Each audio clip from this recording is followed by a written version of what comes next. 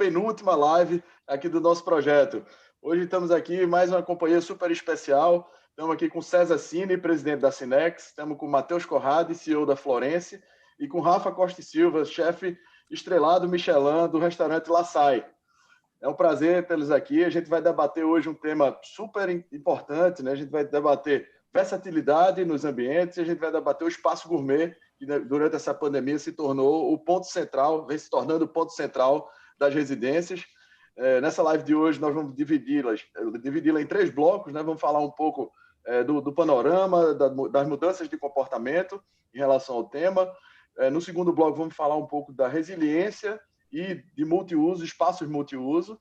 E no terceiro bloco, vamos falar do interior dos apartamentos, interiores dos apartamentos, das casas, das residências, de uma forma geral, e também dos edifícios, né? Seja inclusive de uso comercial. Bom, antes de começar, eu gostaria de agradecer, além da presença aí dos nossos ilustres painelistas, aos nossos patrocinadores, que desde o início aí vêm acompanhando, e é um novo patrocinador, que dá as boas-vindas aqui à Cinex, né, que o César aqui, o presidente, está representando, uma referência aí nas esquadrias, nas divisórias, e produtos de altíssima qualidade, altíssimo padrão, e vai trazer muita experiência bacana aqui para a gente implementar no nosso projeto, que está bem avançado, e a gente espera em mais algumas semanas poder apresentá-lo aqui a vocês. Queria agradecer também aos demais patrocinadores, a Veda City, a Deca, a Porto Belo, Ikine, Pointer, Suassuna Fernandes e Elevadores da Atlas Schindler. Bom, vamos começar aqui o primeiro bloco, falando um pouco do panorama e das mudanças de comportamento. Queria começar com você, César. Bem-vindo.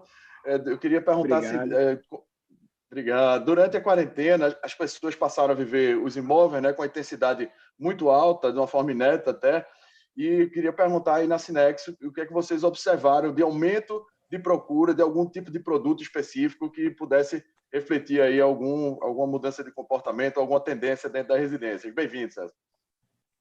Bom, é um assunto fácil de falar porque o problema é universal, né? A gente não está com esse problema só no Brasil, é um problema mundial. E nós sentimos, no primeiro momento, nas residências, nas casas, uma procura muito grande por esquadrias, que a nossa especialidade são esquadrias para grandes vãos, com grandes panos de vidro. A gente prioriza essa solução contemporânea para as pessoas poderem ter esse contato com a natureza, essa valorização de viver, quer dizer, estar dentro, mas ao mesmo tempo ter esse contato com a natureza, né? Então, as esquadrias foram o primeiro termômetro para nós de demanda logo que começou a pandemia. E outro produto que esse realmente nos surpreendeu foram as divisórias de ambiente.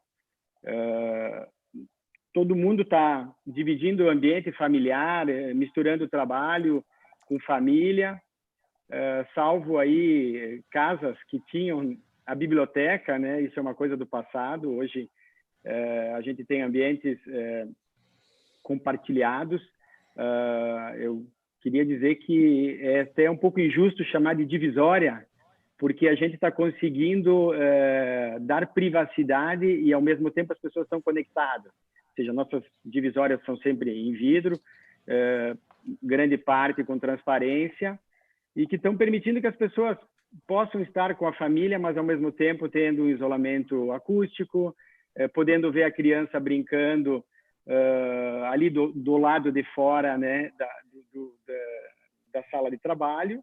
E no momento que não precisa disso, abre a divisória e consegue ter uma área toda integrada. Então, esse é um produto que eu acho que é campeão nesse momento, são as divisórias de ambiente. Tá certo, César. Obrigado.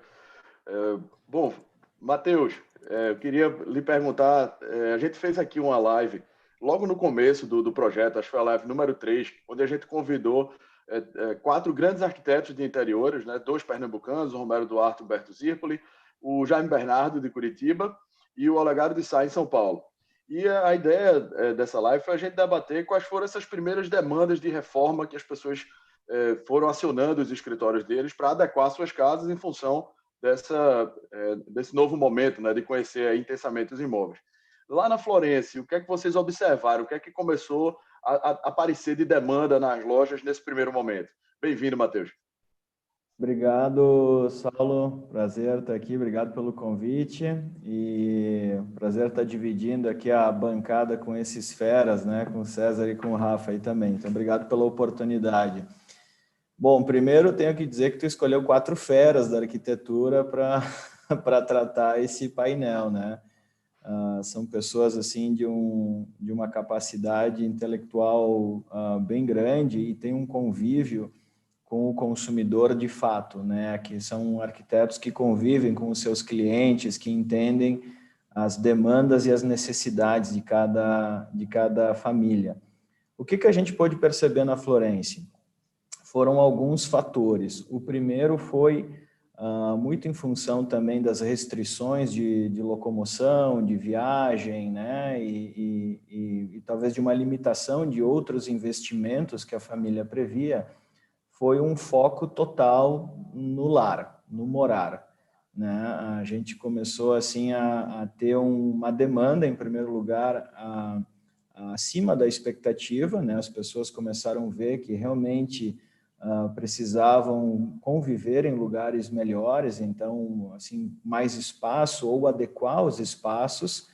Então, a gente percebeu tanto uma procura de novos clientes, né, de clientes que estavam precisando fazer adequações na sua residência, já eventualmente até mobiliadas por Florence, ou enfim, fazendo reformas, porque perceberam que para um uso eventual o celular estava preparado, mas para um uso intenso, né, de convívio com família, com filhos estudando em casa, com a esposa também trabalhando de home office, então as áreas não estavam bem definidas. Então tivemos muita adequação dos espaços já constituídos e, obviamente, uma demanda natural por novos projetos, que são aqueles consumidores que viram que o celular ele não estava adaptado ou não tinha nem condições de numa reforma, proporcionar um conforto para a família. Então, a gente percebeu uma demanda muito grande assim, de projetos, de estudo,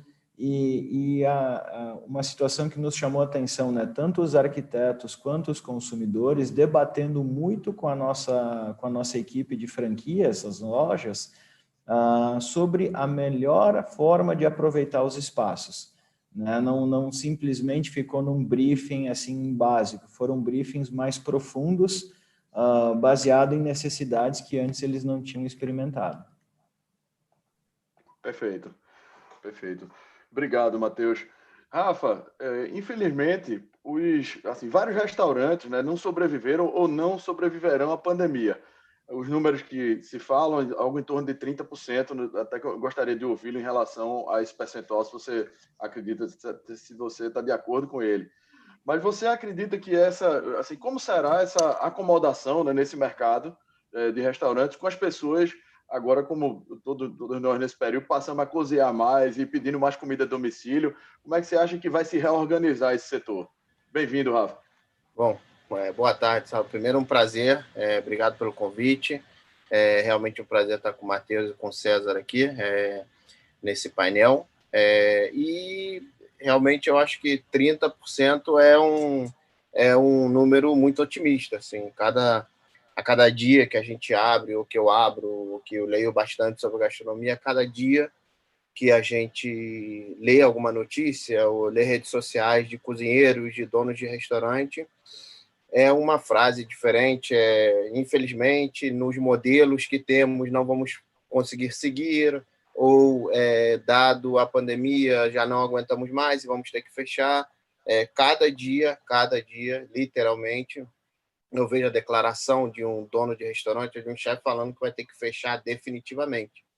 E realmente, no meu caso ainda, que é um restaurante que a gente depende muito do turismo, falando que em 2019 a gente fechou o Laçai com 66% de clientes turistas internacionais, pessoas que realmente vieram de fora do país, não de São Paulo, não de Minas, não do Sul, não do Norte, que a gente também recebe muito, mas de fora do país, para o Rio, para o Brasil, e acabaram no nosso restaurante. Então, a gente depende muito desses clientes, como muitos outros, principalmente falando do Rio de Janeiro, aqui, né, uma cidade bastante turística, menos do que deveria, mas ainda assim turística.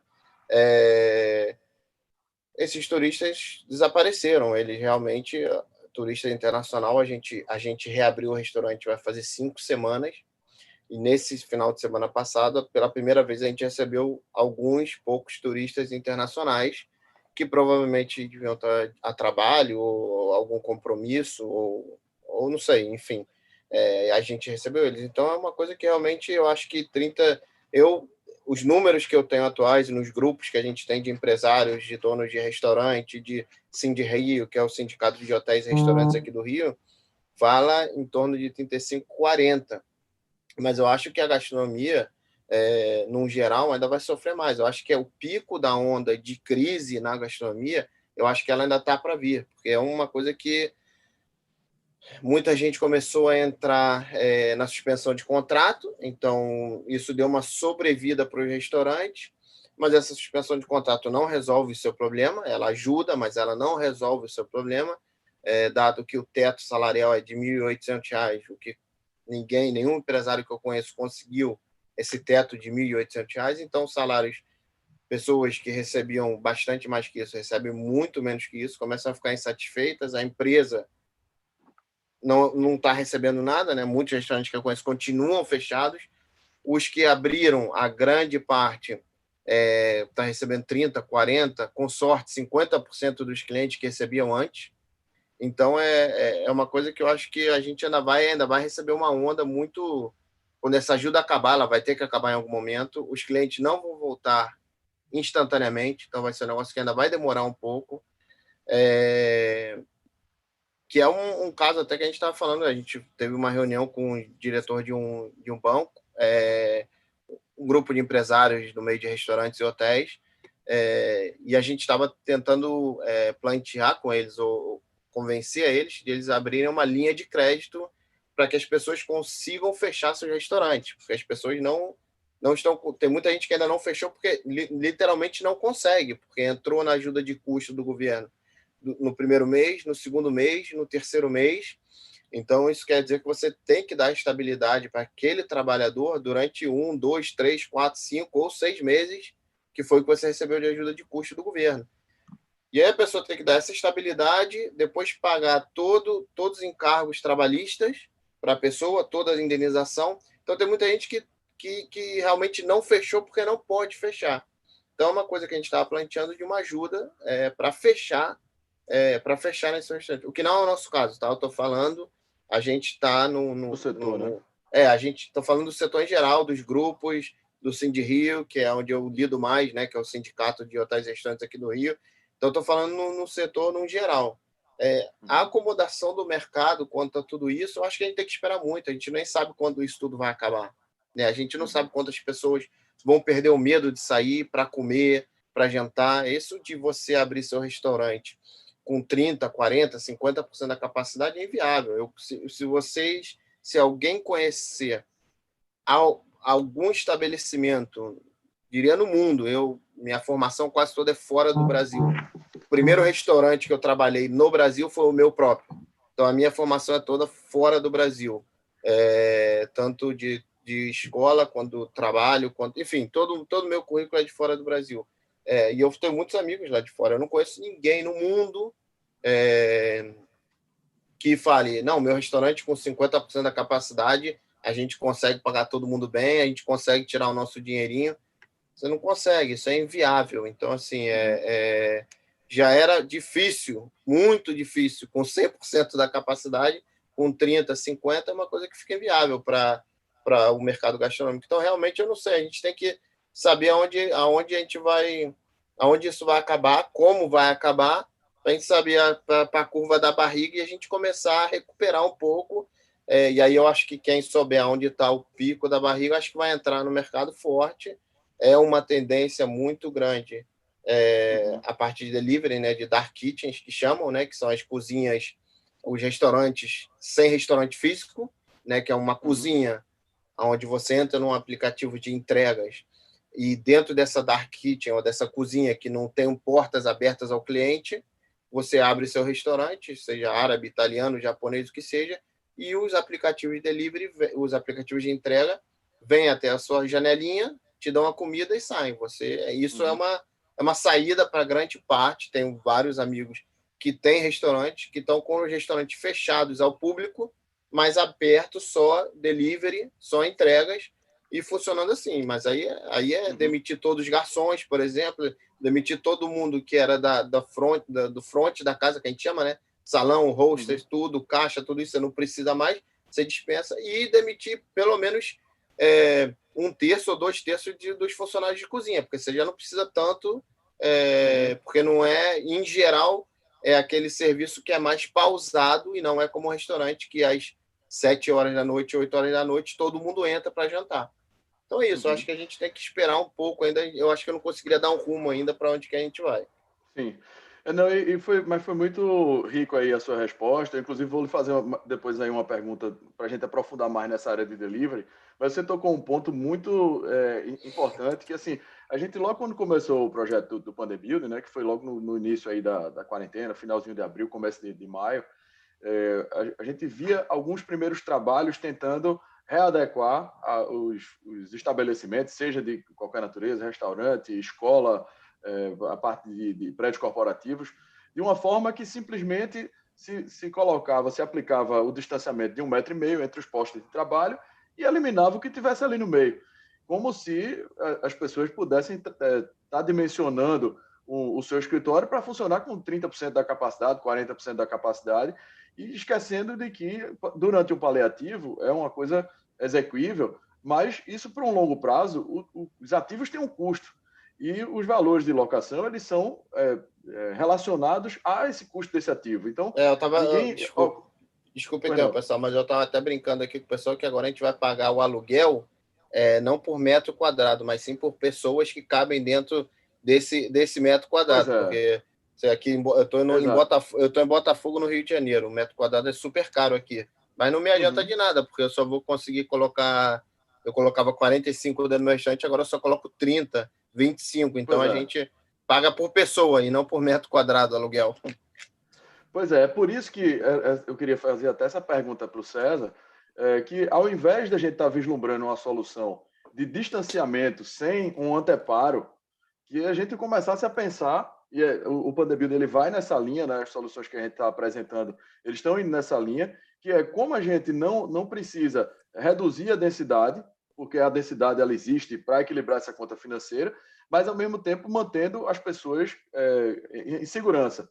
E é por isso que entra, César, eu não vou falar de novo a palavra divisória, mas como é que a gente consegue proteger as pessoas fisicamente, de repente tendo, isso vale tanto para o restaurante quanto vale para os espaços corporativos, quando vocês têm aí já as linhas próprias para isso, mas se a gente não pode mudar essa lógica para a gente pensar em algum tipo de proteção física que a gente não precise reduzir a densidade, né? Olha, não tem como não usar a palavra divisória, né? Para a gente poder entender esse assunto.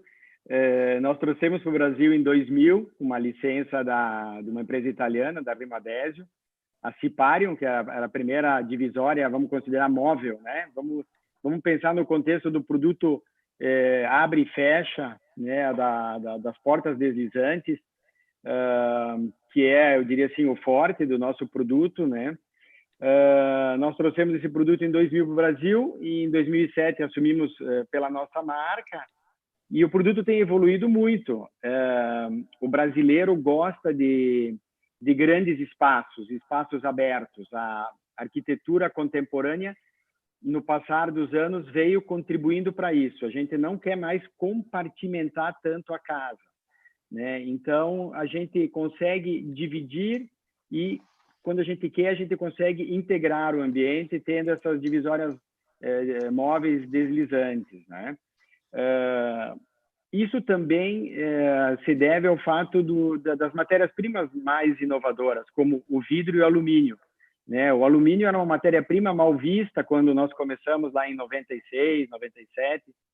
Uma ocasião, conversando com um editor de uma revista de arquitetura. Eu disse, por que vocês não usam a palavra alumínio? Vocês têm alguma discriminação?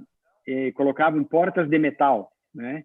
E ele disse, sim, nós temos restrições ao alumínio, porque alumínio, a matéria-prima de panela barata, de coisa de pobre.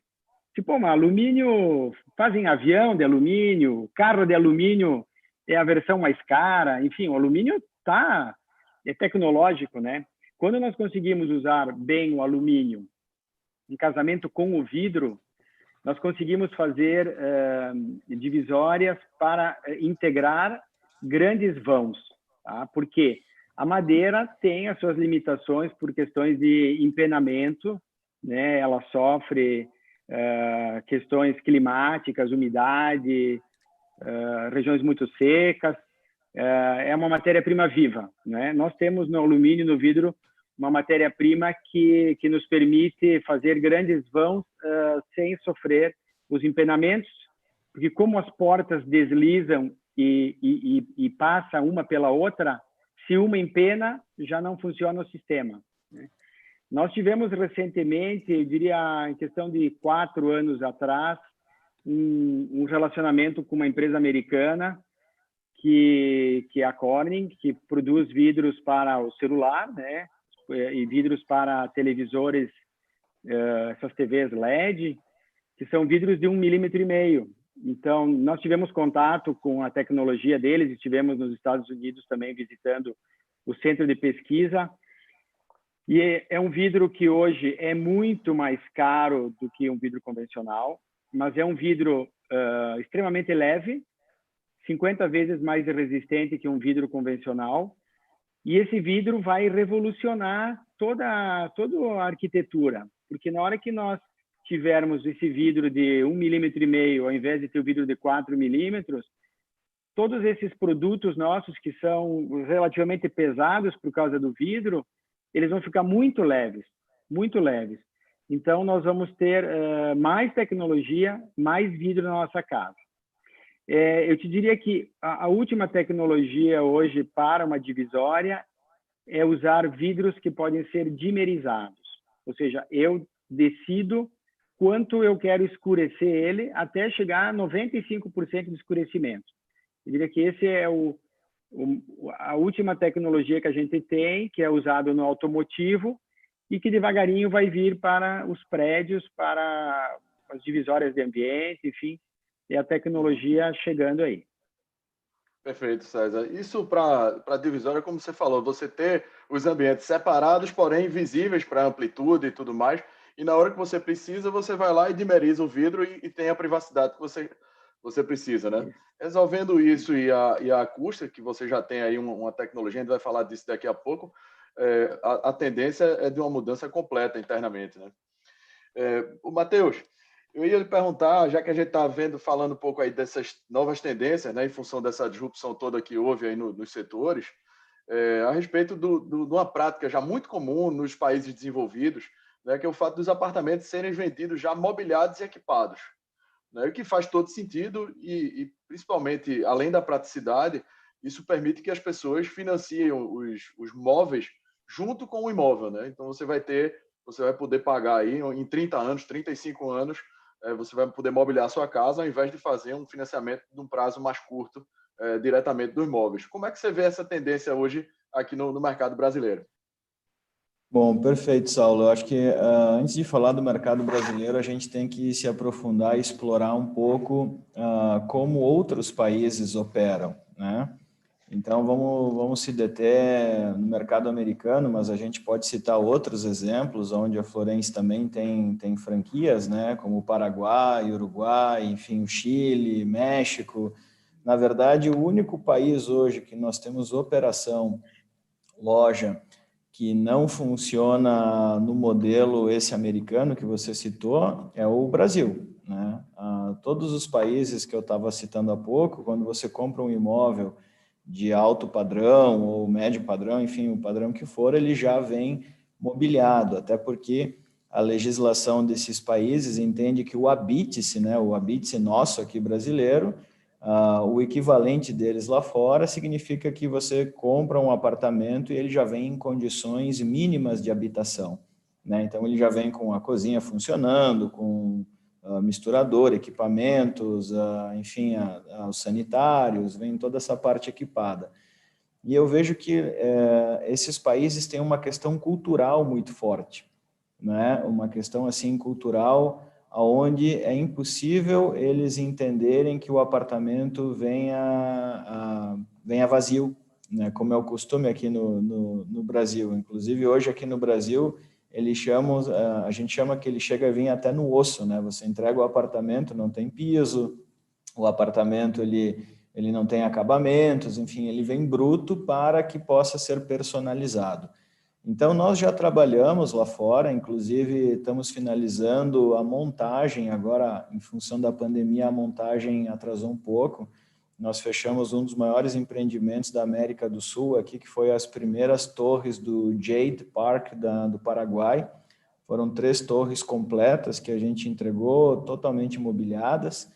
Então, assim, é um business muito comum para a Florence no mercado internacional. Nos Estados Unidos, inclusive, baseado até um pouco na cultura brasileira da personalização, nós conseguimos oferecer para alguns projetos de valor mais agregado que essas torres elas não tenham o que aqui no Brasil eu acho que é um dos grandes desafios, né? Vamos dizer assim, de você não aceitar um apartamento mobiliado, que é a customização, né? Porque todo mundo fala, eu vou comprar um apartamento, ele já vem mobiliado, mas ele já vem no padrão. Então, você vem lá e todas as cozinhas daquele apartamento são iguais, idênticas, no layout, na cor, no equipamento.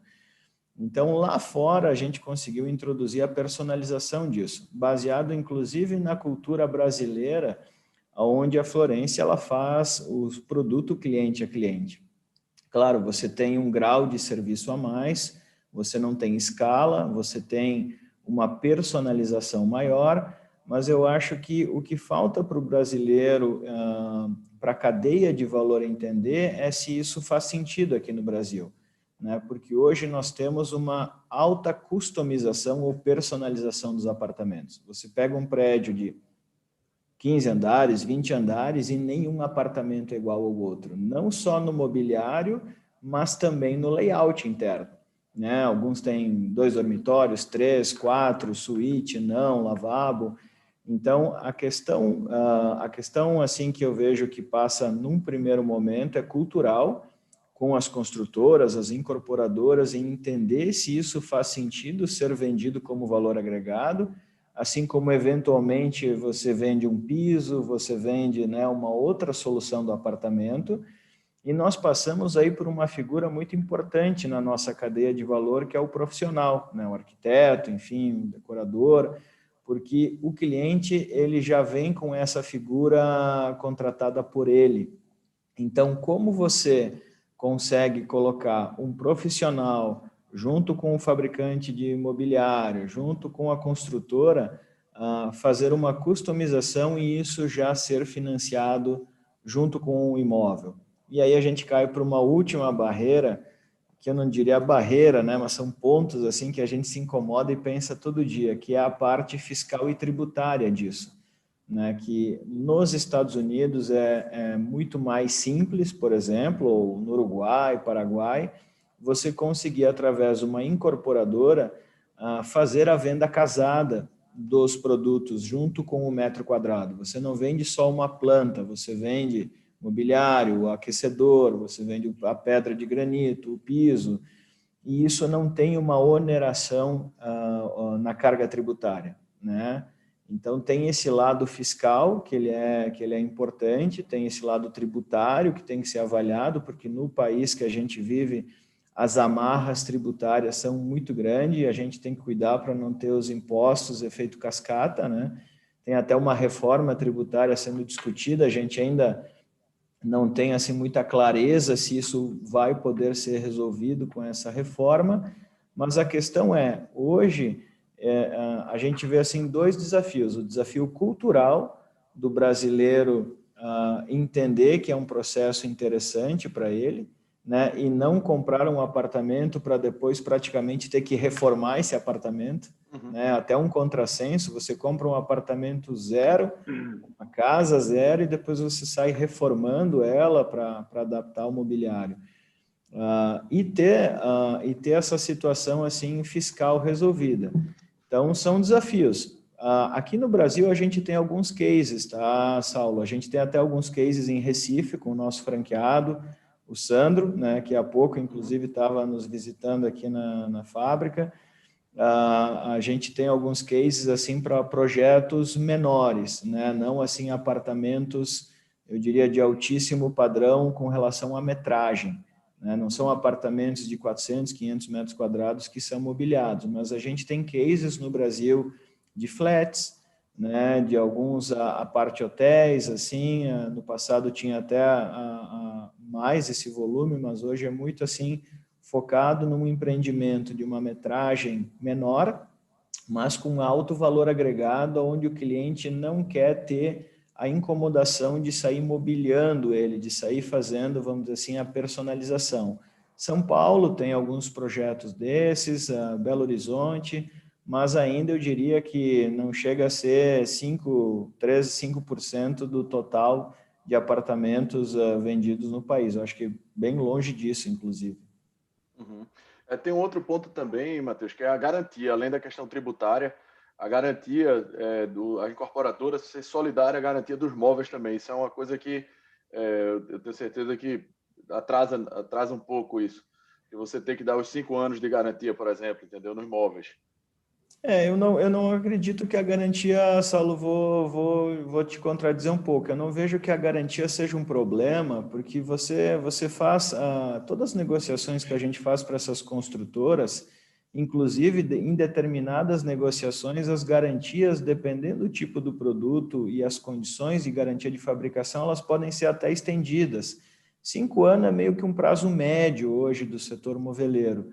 Mas nós já tivemos projetos específicos onde essa garantia foi maior, dependendo o produto que você está utilizando e contra quais defeitos você dá essa garantia, né? E a gente tem que cuidar, porque no Brasil a gente tem algumas regiões com grau de salinidade maior, né? O efeito da maresia, então tem toda essa questão. Mas claro que a construtora, ela não quer ser responsável pela garantia do mobiliário. Né? É isso aí. E o que a gente sempre fala nas negociações? Que a construtora, ela não tem que ser corresponsável. Aliás, eu acho que ela não tem que ter essa dor de cabeça. O especialista no mobiliário é a Florence. Então, a Florence tem que dar essa garantia para o consumidor, independente da venda ter sido intermediada, no caso, por uma construtora. É um ponto. Eu provoquei exatamente por causa disso. É bom saber, porque se você faz um mecanismo que dê o conforto à construtora, eu acho que ajuda a estimular.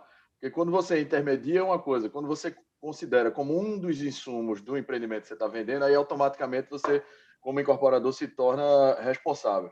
Mas é um ponto que eu acho que pode facilmente ser contornado aí, principalmente uma empresa como a Florence. Acho que tem meios para isso. Bom, muito bom. Vamos lá, a última pergunta aqui do primeiro bloco, para a gente entrar já depois na parte de resiliência e multiuso, que tem bastante coisa aí para tratar desse assunto. Eu queria retomar, Rafa, com você a questão do delivery, tá? Que você comentou um pouco como uma das formas do mercado se reinventar, se reacomodar. Nos Estados Unidos, independente de pandemia ou não, né, você já poderia pedir, por mais sofisticado que fosse um restaurante, ele ia lá e entregava o prato na sua casa, né? Você poderia fazer um pedido, isso independente de pandemia. E aqui no Brasil, isso, assim, restaurantes mais sofisticados e tal, era mais raro você ter essa opção. E agora, assim, quem não tinha delivery, quem nunca fez o delivery, teve que fazer até por uma questão de sobrevivência, né? Então, independente do que você já colocou, de que isso pode ser uma porta de saída para reinvenção, só que aí muda. Não estou falando de acabar o salão do restaurante, mas eu digo de agora, nessa retomada, de voltar o salão como era, mas ao mesmo tempo você também não interromper aí o delivery. O que é que você acha aí dessa E manter esses dois. Como Matheus, eu também vou te contradizer um pouquinho. Eu estou provocando exatamente para isso, viu? Eu morei 5 anos em Nova York, trabalhando em restaurante e estudando. Nem todos os restaurantes fazem delivery, muitos fazem delivery. Se a gente falar de um restaurante, uma vez mais, eu estou falando de eu tenho a minha visão do Laçai, né? E depois eu tenho a visão global, que são dos meus companheiros, dos meus amigos, dos meus grupos. Se a gente falar de um restaurante Laçai, é um restaurante que, só para ter um panorama rápido, é um restaurante que tem só menu degustação, um restaurante que você vai comer 14 etapas, é um restaurante que tem 27 funcionários para atender 40 clientes. Então, se você falar desse nível de excelência, é complicado. Claro. Muitos restaurantes em Nova York que eu trabalhei também nem pensavam em fazer delivery e acabaram, alguns deles, fazendo. Hoje em dia, nem todos os restaurantes entraram no delivery, porque a gente tem que fazer aquela continha básica. Você pega a suspensão de contrato dos funcionários, ou você pega a ajuda de custos de funcionários com horário de carga reduzida, você abre seu restaurante, entra no delivery, aplicativo de delivery, em média, te cobra 27% da sua conta. Então, você imagina, você ficando já com 50% no seu restaurante, já é difícil manter. Agora, você ainda vai ter que dar 27% com o aplicativo de delivery. Se você subir muito seus preços, os seus clientes que já vinham no seu restaurante já vão porque se você parar para ver ou prestar atenção, um restaurante que você vai no dia a dia, se você ver ele no aplicativo de delivery, provavelmente o preço vai ser diferente, porque ele tem que recompensar um pouco esses 27% em média que os aplicativos de delivery cobram. Então, tem muita gente que está fechada até hoje. Eu acho que no meu caso, agora falando da minha bolha, né, o delivery nosso, a gente abriu um delivery, até aproveitar e vamos fazer uma propaganda, né? A gente abriu um delivery aqui que eu acho que é o que mais se encaixa nesse tipo de restaurante, tá? Que muitos restaurantes no mundo, vamos dizer, com um menu um pouquinho mais elaborado, com um nível de excelência um pouquinho maior, eles fazem kit que a pessoa termina em casa, que foi a nossa escolha. A gente parou e olhou nosso menu, todos os pratos que a gente já fez nesses quase 6 anos de 7 anos de história do Laçai, e vimos que o que a gente serve aqui no restaurante não dá para servir para as pessoas na casa delas. É impossível que alguém ligue para a gente e fale, quero isso, e a gente entregue uma hora. Isso para a gente, no nosso meio, no que eu faço, é impossível. Eu não sei fazer isso. Então, isso para mim nunca foi uma opção. A opção que a gente teve foi fazer kits semi-prontos, onde as pessoas terminam isso em casa. Então, a gente manda uns kits que são sempre kits para 2 pessoas, porque a gente acredita que o nosso menu é um menu que é sempre feito para compartilhar, não para você comer vendo televisão ou comer fazendo outra coisa. É um dia especial, vamos dizer assim, não é um delivery para você pedir todo dia. Então, são kits, é uma box, uma caixinha, que vai ela toda montadinha, onde a gente tem uma entrada, tem um aperitivo, tem uma entrada, tem o prato principal e tem a sobremesa. E aí a pessoa termina em casa. Então, quase todos os pratos estão 80% terminados. A pessoa só chega em casa e termina. Na verdade, é mais para a pessoa sentir que ela está cozinhando mesmo, do que propriamente dizer que ela está cozinhando. E também é super legal o feedback que a gente teve. Até amanhã eu tenho uma live com uma empresa que a gente vai entregar para 60 pessoas esses kits, e a gente vai fazer junto numa live. Então, as pessoas, como a gente está fazendo aqui, as pessoas vão cozinhar e a gente vai conversando e a gente vai entregar essa box para todo mundo. O super feedback que a gente teve é que muitas pessoas falaram: eu nunca pensei na minha vida que eu pudesse cozinhar, ou que eu pudesse fazer alguma coisa com o nível de excelência que vocês têm. E a gente um pouco que mostra para as pessoas também que não é um bicho de 7 cabeças entrar na cozinha e meter a mão na massa. Em geral, é preguiça mesmo das pessoas. Em geral, é preguiça até de limpar, né? As pessoas sempre têm a preguiça do pós, né? Tanto que a sobremesa na nossa caixa nos nossos kits, a gente sempre manda a sobremesa 100% feita, porque já é aquela hora da preguiça ali. Nos kits, em geral, a pessoa só esquenta alguma coisa, a maioria das coisas, ela esquenta até sem mesmo abrir a bolsa, são bolsas de vácuo, que a gente chama, né? Que a pessoa põe dentro de um banho-maria quente, só abre e põe no prato, e aí brinca com o empratado, a gente manda um QR Code, que a pessoa lê o QR Code, e aí mostra eu fazendo a receita dela. Então é uma brincadeira, assim. Eu acho que o delivery, depois que começou a pandemia, eu recebi centenas de perguntas de pessoas falando: vocês vão entrar para o delivery vai salvar. O delivery não salva ninguém que já era dedicado ao que já não era dedicado ao delivery. Então, quem era dedicado ao delivery, que agora, como a gente falou anteriormente, sobre as Dark Kitchens, que hoje aqui no Rio de Janeiro isso é uma febre, São Paulo e BH também, onde a pessoa só escolhe o nome do restaurante. Eu conheço Dark Kitchens que as pessoas da mesma cozinha, com nomes diferentes, tem árabe, comida brasileira, comida japonesa, pizzaria, sanduíches. Então, de uma mesma cozinha, com os mesmos funcionários, elas entregam. E aí já está embutido o custo do aplicativo, de tudo, enfim. Eu acho que quem já não se dedicava exclusivamente ao delivery, o delivery não vai salvar ninguém. Ele vai ajudar. No nosso caso, foi exatamente o que aconteceu. O nosso delivery hoje representa, em média, 15% do que a gente fatura no restaurante, mas foi uma maneira de a gente pegar 2 funcionários que trabalhavam à noite na cozinha, passar eles de manhã para fazer as boxes, um garçom que fazia serviço à noite, fazia as boxes de manhã, montar as caixas de manhã, junto com os cozinheiros, a minha mulher, que é minha sócia e gerente do restaurante, supervisiona essas caixas de manhã. A gente arrumou uma maneira de dividir as tarefas, mais tarefa, para o mesmo número de pessoas fazer. Então, a gente reduziu a capacidade do restaurante, como a gente tem que fazer, e criou um outro produto. Se eu viver desse outro produto, eu vou ter que mandar quase todo mundo embora. Provavelmente vai ficar eu, minha mulher e mais 2 ou 3. Então, isso dá um suporte para a gente. Os custos fixos já estão aqui, os funcionários já estão aqui.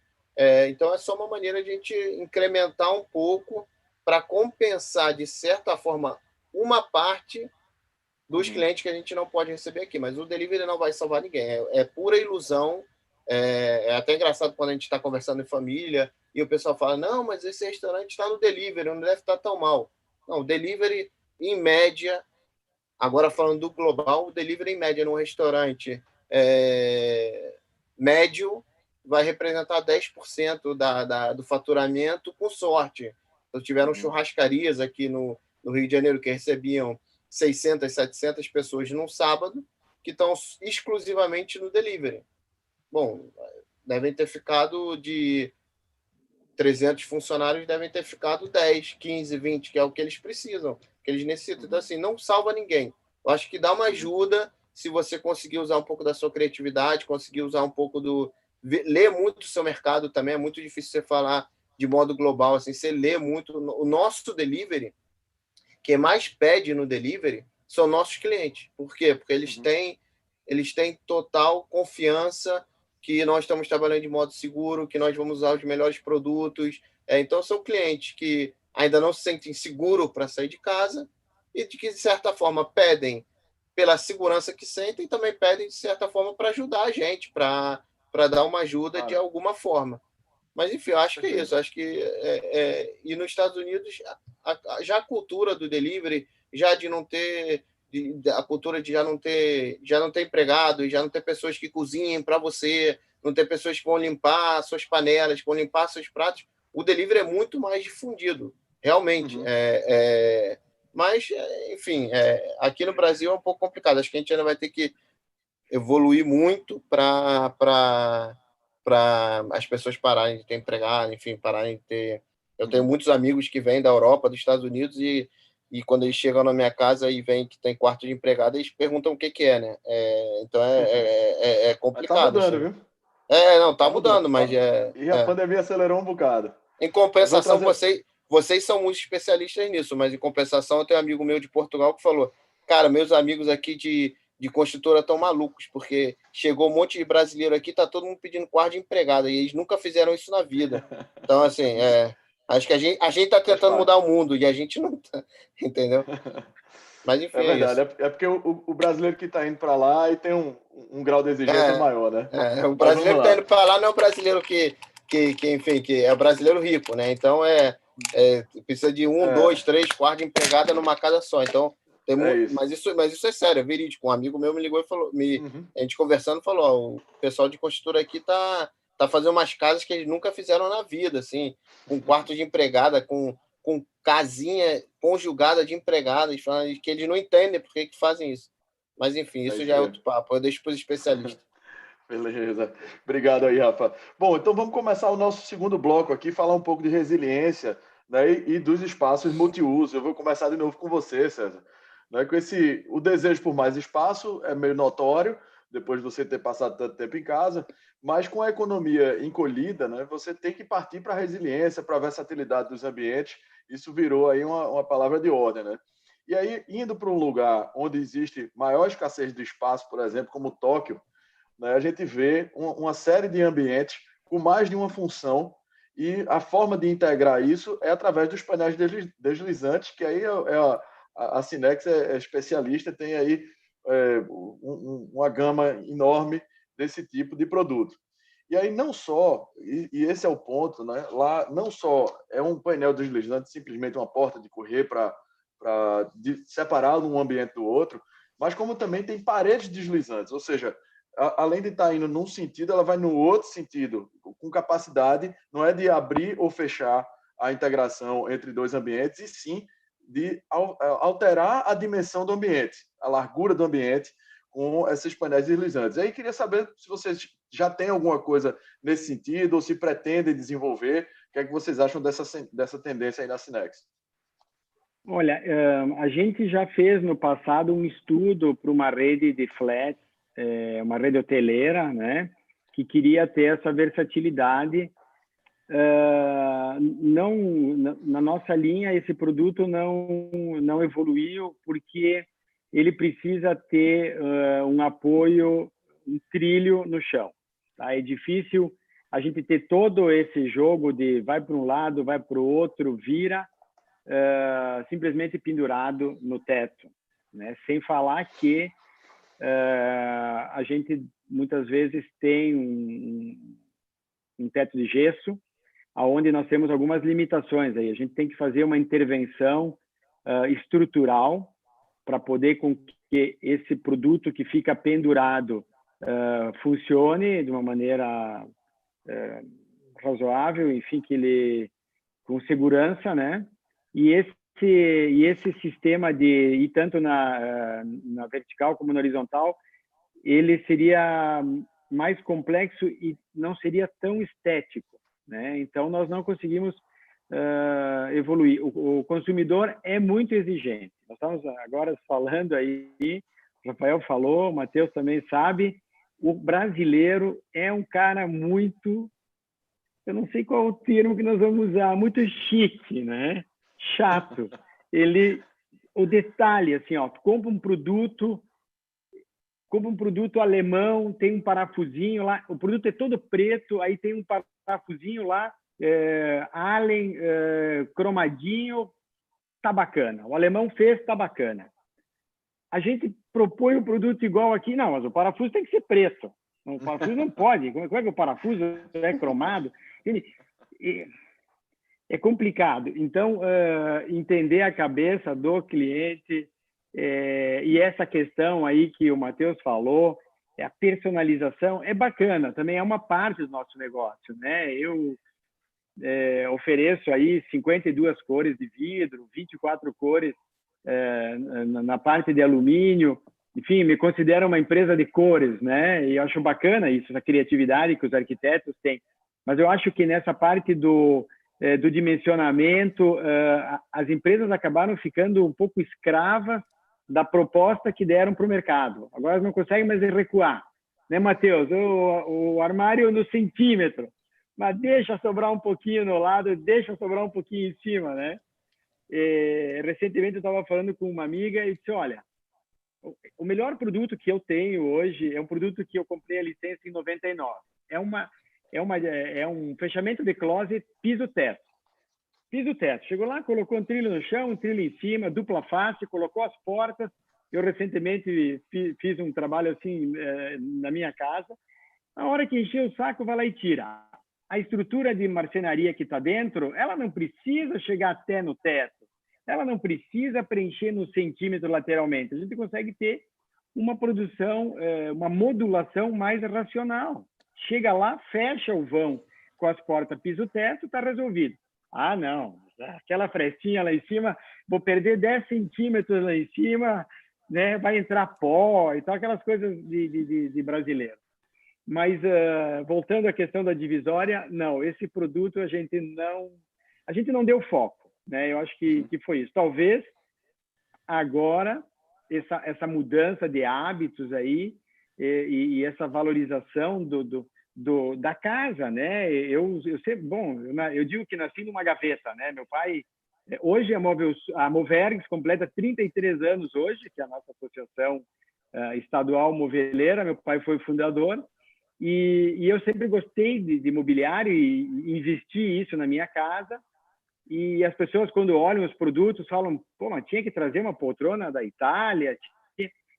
Só que agora que eles estão sentando naquele sofá, muito mais do que sentavam antes, eles começaram a se dar conta que, mas esse negócio podia ser melhor, né?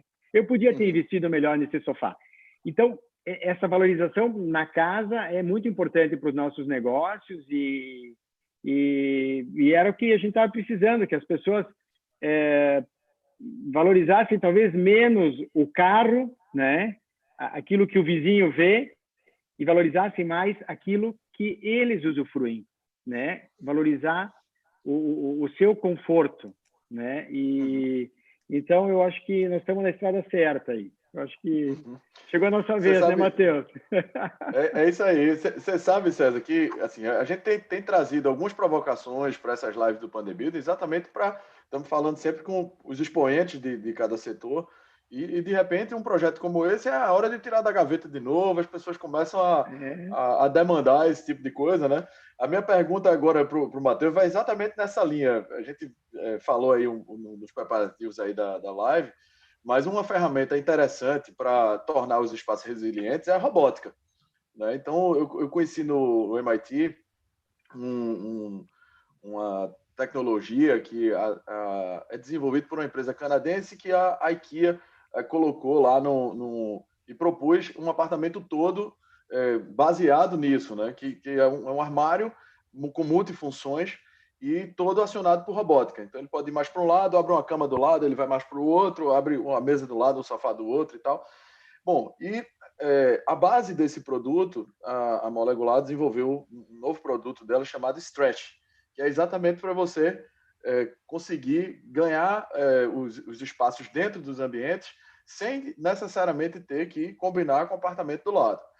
Então, eu provoquei ele, assim, ele até me falou e queria fazer a pergunta agora formalmente, Matheus, se vocês têm algum projeto nesse sentido e se faria sentido até desenvolver conosco esse novo empreendimento, que ele vai nascer já com esse conceito.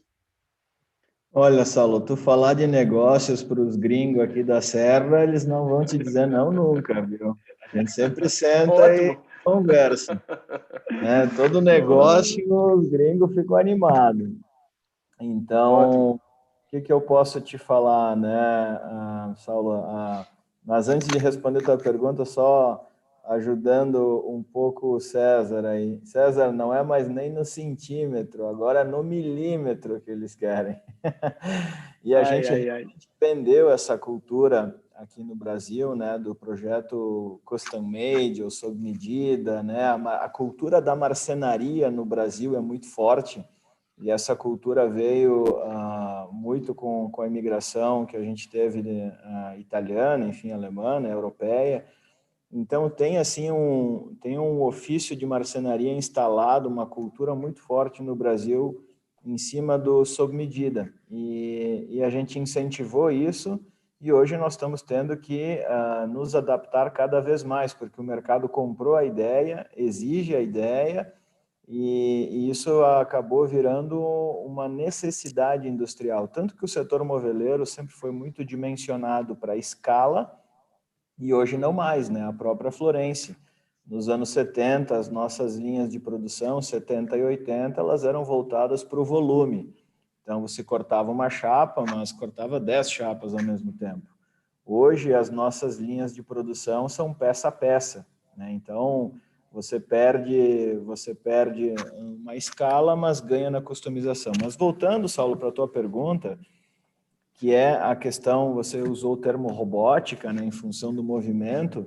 Aqui na Florence, a gente conhece esses produtos há quase 20 anos e a gente chama eles de transformáveis. É um nome que a gente colocou, isso quando a gente teve contato com os primeiros produtos, que são produtos multifuncionais, né? Você tem uma estante que vira sofá. Você tem um sofá que vira cama. Você tem um escritório, né, uma mesa, um home office, que ele pode virar uma cama.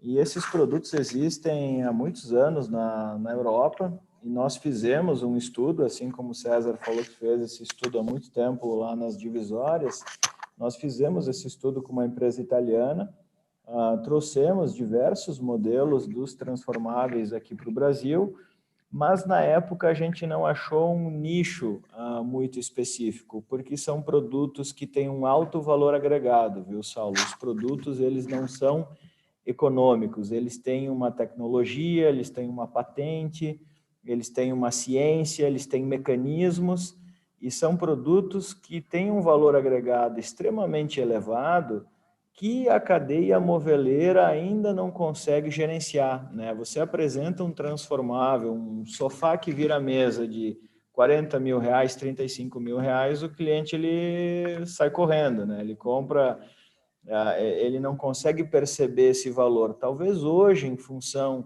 dos espaços estarem mais limitados em algumas moradias, e você ser obrigado a dar multifuncionalidade, isso possa voltar, né? Lá fora, esse produto, especialmente na Europa e Estados Unidos, o César, enfim, deve conhecer, talvez o Rafael, nas andanças dele pelo mundo, até já usou esses transformáveis. É muito comum isso, tanto que uma IKEA, né, que é o teu exemplo, utiliza e vende. Aqui no Brasil, a gente já vê essa história há muitos anos, mas a gente ainda não achou a mão, né? Talvez por falta de algum fornecedor dessa tecnologia, de alguma empresa que faça a industrialização da parte de componentes elétricos, metálicos, né, dos mecanismos.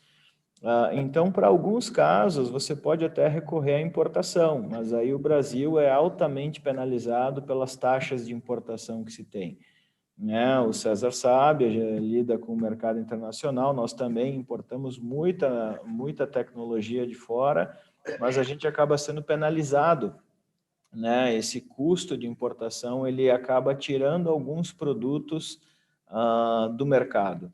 E os transformáveis, eles acabam sendo uma leva desses produtos. E geralmente aqui no Brasil, o produto transformável ele está sendo aplicado num apartamento de metragem reduzida e de um baixo valor de venda. Então, você vai vender uma unidade, sei lá, estou aqui só inventando, né? Não sei, enfim, dos valores, mas vou vender um apartamento lá de 300, 400, 500 mil reais, e qual que é o budget, né? O orçamento de imobiliário para esse apartamento. E o transformável, em que pese ele possa dar multifunção, ele acaba sendo oneroso.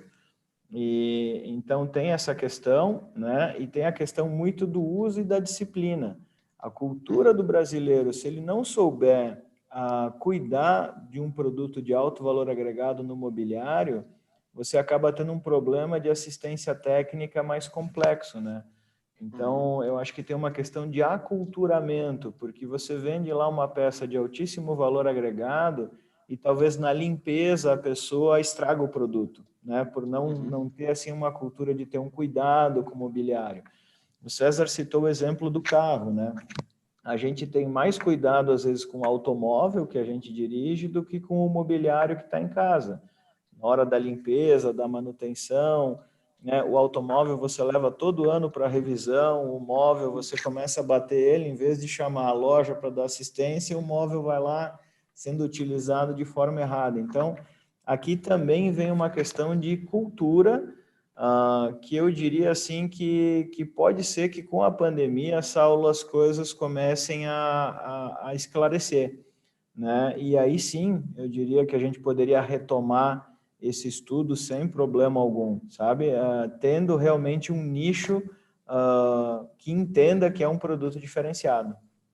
Pois é, esse produto que eu tive conhecimento lá no MIT era um produto feito para microunits. Então, a microunits é um projeto que ele visa dar acesso a jovens em áreas supervalorizadas nas metrópoles. Então, Nova York tem um metro quadrado muito alto e tal, para o jovem não ir embora, ele vai morar lá num apartamento de, eu acho que era 28 metros quadrados, mas que com a robótica você conseguiria ter, logicamente não ao mesmo tempo, mas com a versatilidade, você teria ambientes que poderiam se alternar e ter a sensação de espaço de uns 42. Então, você conseguiria aí ter uma sensação de espaço 50% maior. Mas 50% maior, num metro quadrado de $30 mil, por exemplo, pagava o móvel e justificava. E a gente está, por exemplo, você foi em São Paulo, onde você tem aí compacto já beirando os R$30 mil no metro quadrado, e você ter um apartamento de 30, que você tem uma sensação de 40, né? E aí você está falando aí a conta não é exatamente essa, porque o metro quadrado dele não existe, mas é apenas uma forma de você ampliar o seu espaço. Mas se você fosse fazer uma conta ao pé da letra, 10 metros quadrados a 30 mil seria 300 mil. Mas vamos dar um desconto, porque você não tem de fato um metro quadrado, mas se for a metade, você começa a ter uma quantidade de usos dentro daquele imóvel que você fica mais barato você investir no móvel do que você comprar mais metros quadrados. É mais ou menos essa a lógica. E aí tem aquela história, né, de você ter a tecnologia certa na hora errada. Quem sabe agora não está voltando a hora de novo. Mas vamos lá, vamos adiante. Bom, falando um pouquinho, Rafa, de resiliência, né? Não só aí, né, a gente está falando, conjecturando aqui novas soluções, né, para esse novo momento, e a gente tem circulado aí nas redes sociais muitas soluções criativas na reabertura dos restaurantes, né? O Casulo lá de Amsterdã, tem outros com uma divisória de acrílico em cima da mesa, eu vi um com os abajus, com uma espécie de um abajur, assim, você entrava, parecia aquele cabeleireiro de antigamente, que tinha uma coifa assim em cima de cada pessoa. Aí eu queria lhe perguntar, nessas andanças suas aí, e claro, pesquisas também, o que é que você viu de mais criativo nesse tipo de soluções? E falando especificamente dos self-services, como é que vocês acham que eles deveriam se reinventar? O self-service, para eu falar de self-service é bem complicado, né? Mas vou falar da própria experiência. Eu sempre falo aqui nos nossos grupos também, tem muita gente que tem self-service, e eu sempre falo e as pessoas ficam chateadas comigo, mas self-service, o Brasil é um dos únicos lugares no mundo que existe self-service aquilo. É um dos únicos lugares no mundo que isso existe. Então, desculpa os meus amigos que têm, mas quanto menos tiver, para mim é melhor. Eu acho que self-service é o típico, é a típica lógica de quanto mais, melhor. Então, você nunca preza, ou quase nunca se preza pela qualidade, né? As pessoas... mais ou menos como churrascaria rodízio, né? Não sei se alguém ama churrascaria rodízio aí, mas eu faço uma super campanha contra, porque é quantidade, não é qualidade. Ninguém aqui pode negar que você sentar numa casa de carne, você pedir um corte de carne que seja feito para você, no ponto que você gosta, seja cortada na hora, na sua frente, ou você mesmo corte, é muito melhor do que uma carne ficar passeando pelo salão 20 minutos, meia hora, que vai, volta para o fogão, aí volta de novo, aí vai para o fogo de novo, aí vem, aí já está mais seca do que um pau, mas enfim, self-service, eu não sei qual é a solução deles. Aqui no Rio, a solução que o pessoal encontrou, principalmente pelo Sindrio, que foi até uma sugestão deles que a Vigilância Sanitária aqui aprovou, é que os próprios funcionários sirvam o self-service. Então, os funcionários, eles têm uma barreira acrílica ou de plástico, ou que seja, aonde fica o buffet, e tem 2, 3 funcionários atrás dessa barreira física servindo. Então, a pessoa fala, quero um pouco de arroz, a pessoa vai lá e serve um pouco de arroz. E assim vai. Você não vai ter a precisão que as pessoas querem no self-service, mas você, de certa forma, resolve também.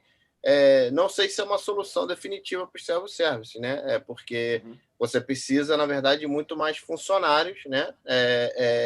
Para servir. Um buffet ficava lá sozinho, lá com a comida lá, de repente tinha 1 ou 2 pessoas para repor, para limpar, alguma coisa assim. Agora você precisa também de pessoas para servir. Enfim, mas acreditando que isso tudo vai passar, né? E que o self-service...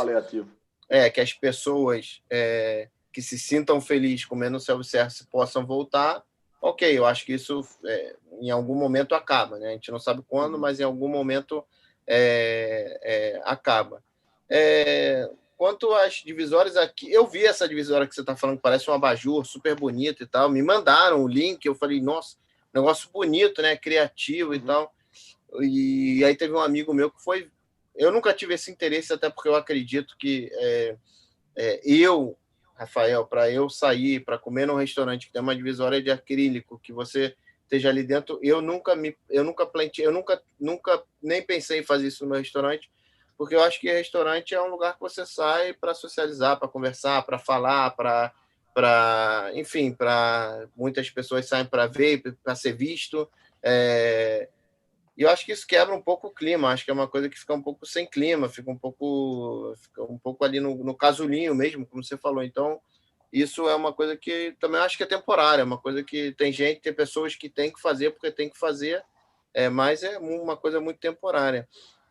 Mas, enfim, esse do casulinho, desse abajurzinho que você falou, tem um amigo meu que foi perguntar para ver quanto custava cada abajurzinho desse, como você falou, e custava na base de uns $80 mil cada abajurzinho. E aí a cadeira também é uma cadeira que pendura também, enfim, é um negócio bacana, mas também com o seu custo.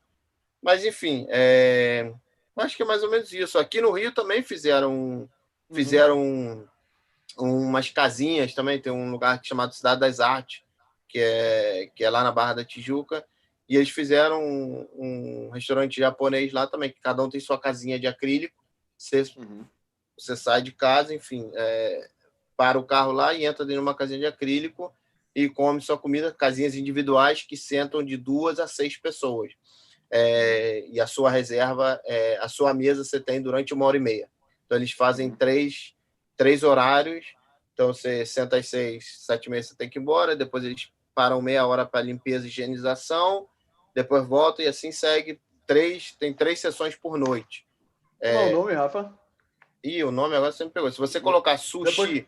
Se você colocar sushi Cidade das Artes, você vai achar. Vamos pegar essa Tem até uma cervejaria importante agora que vai fazer um evento lá. Chamaram a gente para fazer um evento. A gente não vai fazer, mas enfim. Eu não sei o nome. Se você colocar no Google aí, buscar isso aí, deve sair. Vou atrás, porque a ideia nossa é exatamente dar visibilidade a esse tipo de solução. Mas tá ótimo, eu vou pesquisar aqui. Obrigadíssimo. Nada. Bom, César, falando um pouco dessa integração, né, a cozinha que era um ambiente, até pela herança colonial, era um ambiente que ficava separado e cada vez mais ele já vinha ganhando aí uma integração pelo lado social, agora virou também pelo lado funcional, né? Então, aqueles ambientes que a varanda gourmet era um equipamento social, ele agora está virando funcional, e onde não tem espaço suficiente para ter uma varanda gourmet, a cozinha está se integrando aí à sala cada vez mais frequente. E os móveis eletrodomésticos, eles estão se tornando mais design por essa razão, né? Você vai estar fazendo mais cozinha sem cara de cozinha. E a Sinex, ela tem umas coifas super bacanas, né, de design e tal. Queria saber como é que vocês enxergam esse movimento e se tem outros planos nessa linha. A gente gosta de ver a cozinha ficando mais tecnológica e indo para dentro do living, né? Isso aí, a gente tinha, pelo menos antes da pandemia, a questão o brasileiro é chique, cozinha gourmet, né? A cozinha do homem, que não era a cozinha que ficava lá atrás de retaguarda, e essa cozinha dos homens sempre foi assim, tudo de tecnologia, jogando com muito vidro, que é a nossa matéria-prima, que é é um material super higiênico, né? Fácil de limpar. E nesse tipo de projeto sempre eu vejo que o vidro participa muito, ou as lacas brilhantes, né, Matheus? A laca, ela tem uma participação muito relevante. Nesse tipo de projeto já tem que ter uma linguagem tem que conversar aí, né? A cozinha tem que conversar com o estofado, o home, enfim, tá tudo junto, né? E a cozinha talvez com cada vez menos cara de cozinha, né? A gente tem soluções aí. Vou falar de cozinha aí, Matheus, mas como consumidor, né? Esconde ali a cuba, né? Esconde a torneira e tal, e faz de conta que isso aí faz parte da sala, né? A nossa coifa, que na verdade é um depurador, ela é uma peça de design, tem uma bela performance, quer dizer, não é só para bonito, é um item premiado, né, no IF, e ela fica aí parecendo que é uma luminária, tá? Então ela casa muito bem com essa questão de participar desse ambiente living, né? Mas não é um produto chave para nós, é um produto muito institucional. Eu diria que poder fazer um depurador, que hoje nós temos ele licenciado por uma empresa italiana que produz sob nossa licença, com a nossa marca, inclusive, e distribui mundo afora, para nós nos dá muito prestígio e mostra que a gente não é só uma fábrica de portas de alumínio, né? A gente está ali participando aí do mercado junto com marcas mundiais de eletrodoméstico, né? Com a diferença que o nosso depurador ele é personalizável, né? Nós podemos fazer ele em quase todas as cores que nós pintamos os vidros para as cozinhas. Então, ele tem essa função de ser uma peça também arquitetônica e personalizável, né?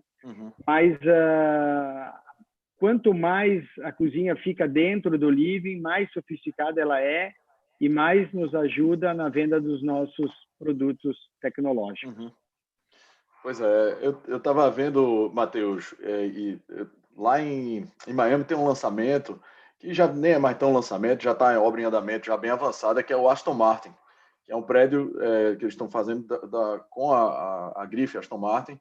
E a cozinha, assim, você sabe que é uma cozinha porque você vê ali uma ilha no meio e aí você vê que é uma cozinha. Mas a parte de móveis e os eletrodomésticos você não vê, porque são gavetas refrigeradas, a geladeira, você abre um armário e a geladeira está lá dentro, você não sabia que teria ali. E isso existe, né? Essa tendência, tanto nos Estados Unidos, na Europa também, principalmente na Itália, na Alemanha, a gente vê isso. E aqui não, né? A gente tem os eletrodomésticos bem definidos. Isso, existe alguma integração de vocês com a indústria de eletrodomésticos visando esse tipo de, vamos dizer, camuflagem para esses eletrodomésticos? Ou vocês pretendem desenvolver agora que cada vez mais a cozinha está se integrando ao meio social? Bem, Saulo, na verdade, assim, a Florence já acompanha há muitos anos esse estilo de eletros built-in, que eles chamam, né? O americano chama Como cozinha chama? built-in. Built-in. Né? Enfim, ou como aqui no Brasil a gente chama os eletros embutidos, mas embutidos no quê? Embutidos dentro do móvel, né? Tá. E o que eu posso te falar? A gente está no mercado americano já há quase 20 anos, desde o primeiro laboratório que a gente fez no Canadá e em Atlanta. E sempre as cozinhas, né, desde lá atrás, elas já tinham e contavam com equipamentos embutidos, né? E a gente, assim, sempre trabalhou o nosso mobiliário para atender às necessidades desses equipamentos. Porque é engraçado que aqui no Brasil as pessoas, né, nos pedem: Florence, você pode fazer uma cozinha para mim toda clean, com os eletros embutidos? Eu disse: posso, sem problema algum. Qual é a marca de eletros que você vai usar?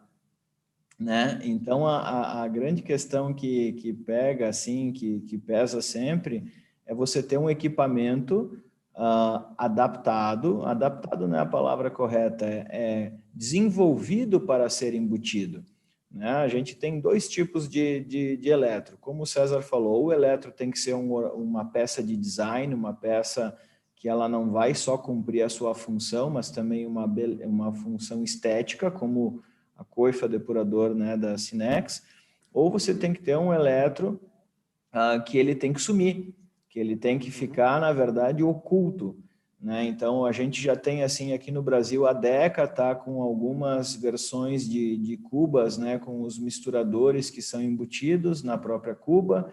Então, né, a torneira, vamos dizer assim, ela, quando você não usa, você embute ela, você fecha ela e não fica aparente. Mas no Brasil não são tantas marcas que trabalham com equipamentos aprovados pelos órgãos regulatórios brasileiros, que aí já vem uma, desculpa, novela, né? A aprovação e a licença de você trazer um refrigerador, por exemplo, embutido para o Brasil, desculpa, é uma novela, chega a ser até uma piada, porque esse refrigerador é vendido no Uruguai, no Chile, no Arizona, na África, na Ásia, na Europa. E aqui no Brasil tem uma série de testes que chegam a levar, às vezes, 1 ano para liberar um equipamento, sem falar do custo final. Então, você pega um equipamento embutido e ele custa 3, 4, 5 vezes mais do que um equipamento normal. Então, nós temos um problema aí comercial. Mas, fora do Brasil, a gente praticamente, assim, eu diria de cada 10 cozinhas que a gente vende para o mercado americano, 8 são com equipamentos embutidos. A geladeira é embutida, a lava-louça é embutida, toda a parte de fornos são embutidos e a gente tem, sim, N formas de fazer isso.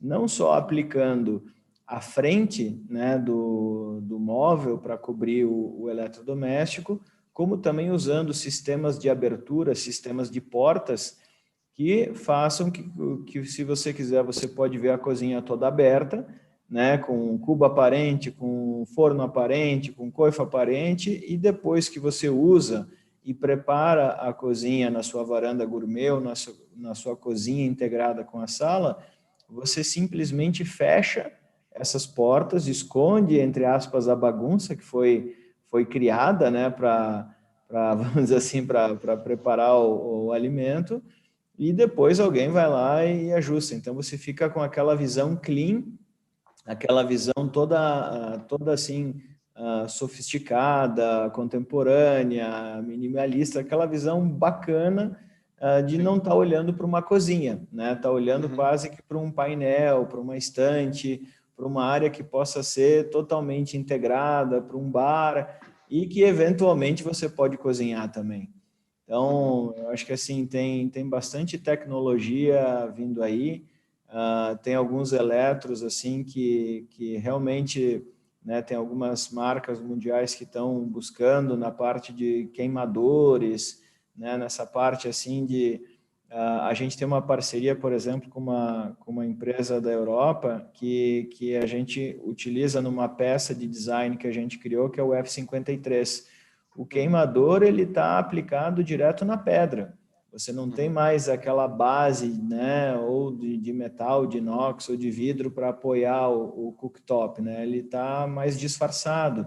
Então, eu acho que assim as pessoas estão querendo achar mais funções para um produto. Eu não vou comprar uma coifa só para ela fazer a depuração. Ela tem que também ter iluminação, ter estética. Daqui a pouco ela vai ter música.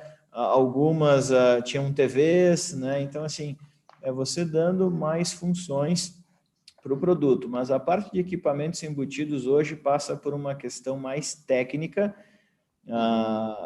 que você tem que ter um equipamento que faça uma ventilação diferente, né? Então, assim, eu desaconselho, tem muitos, assim, conhecidos que me pedem, mas eu não posso comprar uma geladeira normal e botar uma porta de vocês na frente? Eu disse, olha, uma geladeira tem todo um sistema de ventilação, de respiro, de troca de ar. Se a gente embutir esse eletro, você vai forçar mais o motor do equipamento, podendo até queimar a geladeira ou causar um outro tipo de problema. então tem que usar eletros adequados para fazer o sistema embutido, o built-in. Não dá para fazer gambiarra, não dá. Foi ótimo. Foi ótima a sua explanação. Primeiro, para expor as dificuldades e aí, quem sabe, a gente poder atacá-las, né? E também, assim, isso era uma ideia, eu mesmo tinha essa ideia aí de colocar a geladeira lá, mas é bom porque a gente já fica sabendo que não deve ser feito isso, né? Fica aí a orientação. Você pode provocar até um acidente, né? Um incêndio, de repente. Um incêndio, né?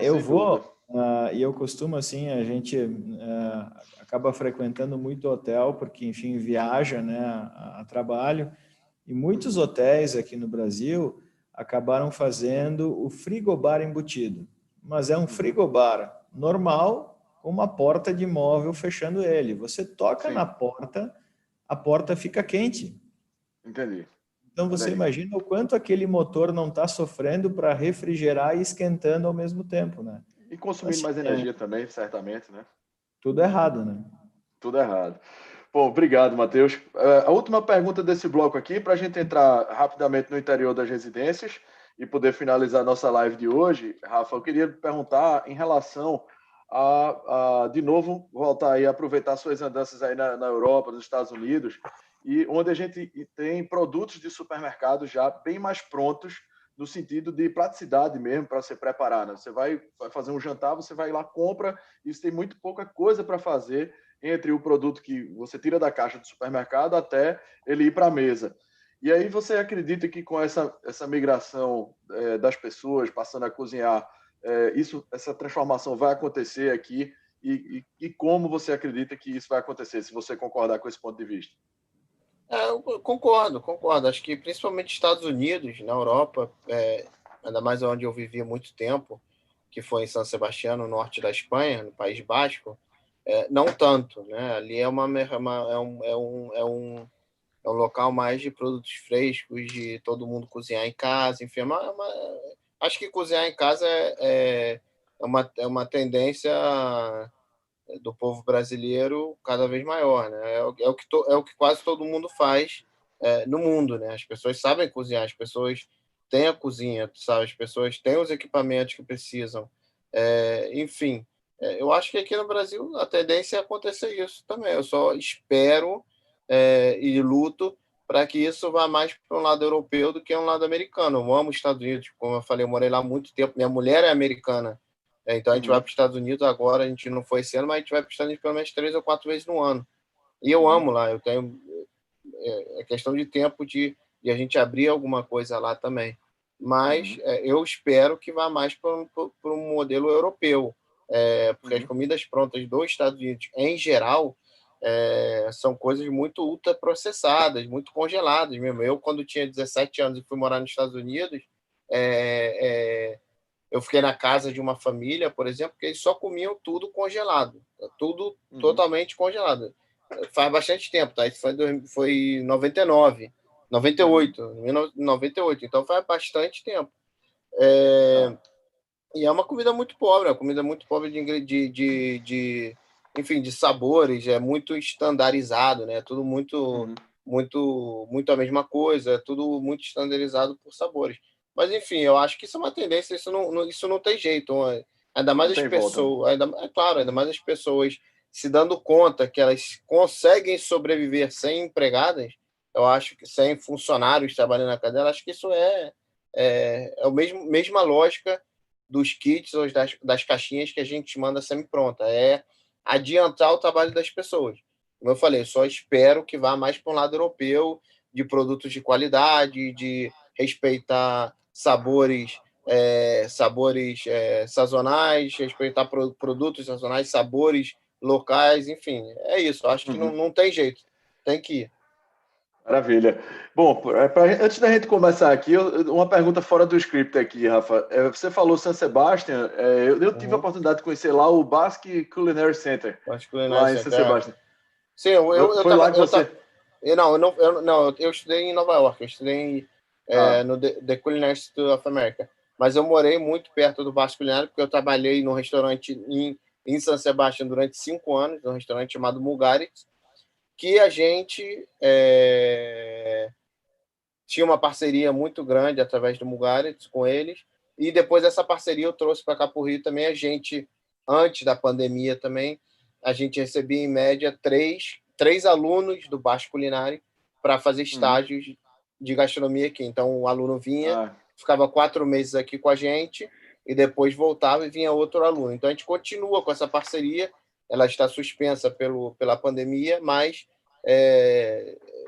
assim, na minha opinião, se não a melhor, uma das 5 melhores escolas de gastronomia no mundo.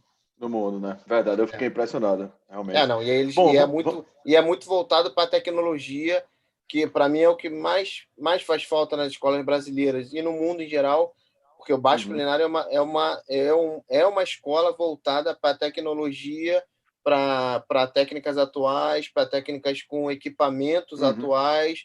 Em geral, uma escola de gastronomia te ensina coisas que faziam há 50, 60, 70 anos atrás, porque não tem nada de errado com isso.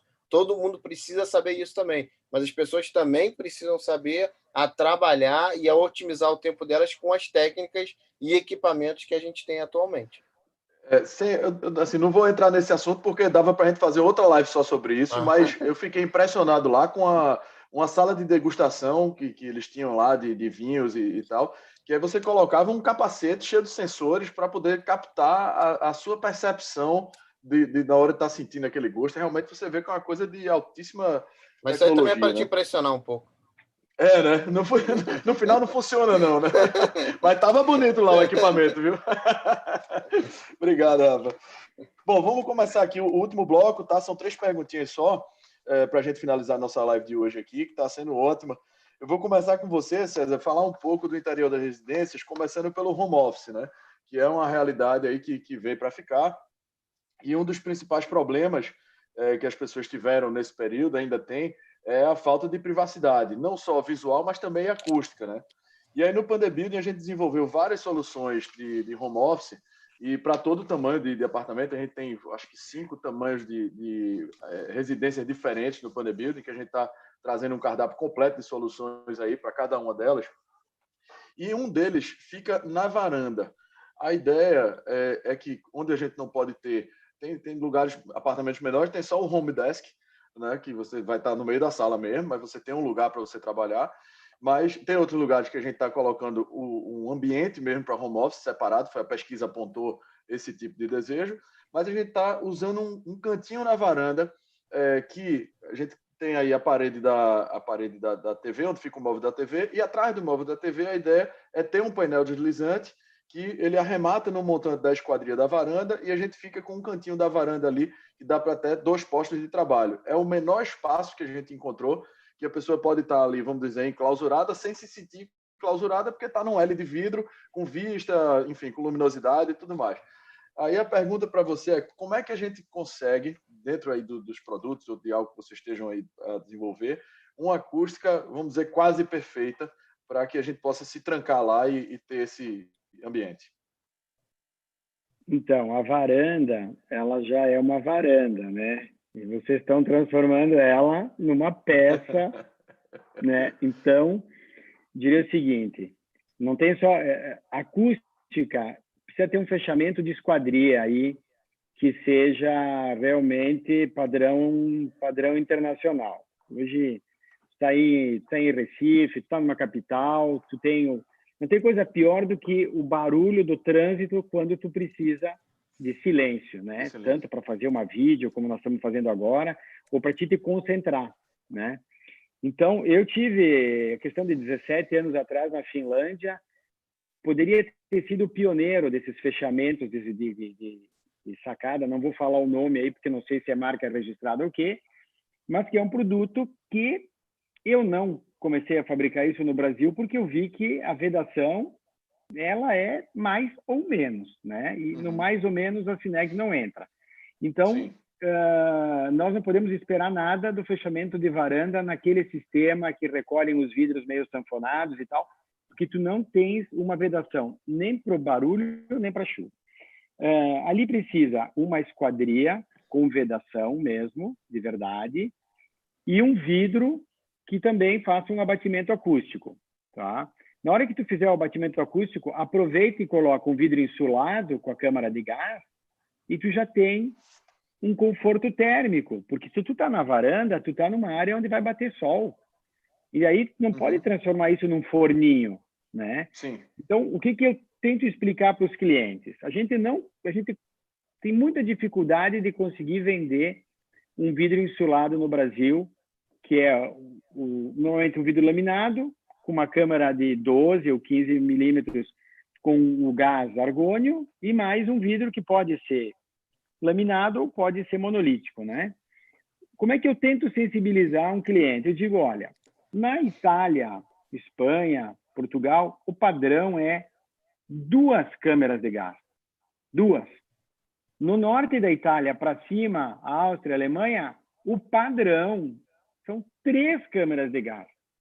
Nós não conseguimos implementar uma no Brasil, considerando que a gente tem um clima, se a gente for olhar o lado quente do Brasil,